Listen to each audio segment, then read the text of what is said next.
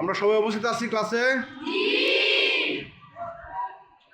আমাদের গত ক্লাসের কাজ কি ছিল?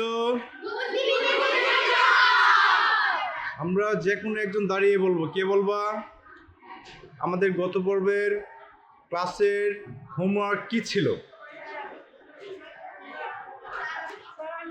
আচ্ছা আমি বলো, তুমি বলো কি হোমওয়ার্ক ছিল? তুমি বলো। নিজের বুদ্ধি দিয়ে কোনো কিছু বানিয়ে আনা। আর কে বলছিলা? বলো।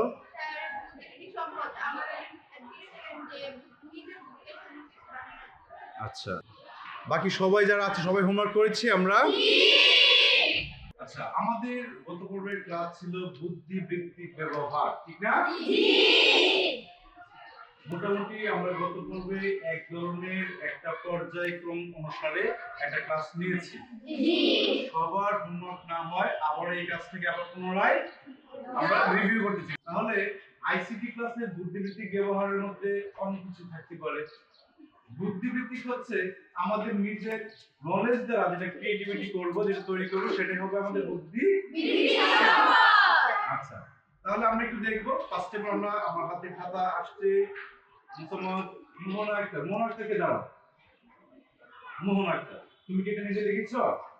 জোরে কথা বলতে হবে, লাউডলি। নিজে করছো এই কাজ?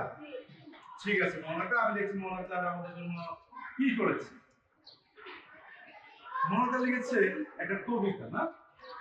আমার পরিচয়। নাম আমার মিতা, চুলে পড়ি ফিতা, কানে পড়ি দুল, সুন্দর আমার চুল, হাতে আমার আংটি, আমার বিড়ালের নাম মন্টি, পায়ে পড়ি জুতা, বলবো না কারোর সাথে কথা, জলপাই খেতে ভারী মজা, খেতে লাগে চুকা, তবু খাই জলপাই, দাঁতে বলে হাই হাই। Very good, thank you so much. অনেক সুন্দর।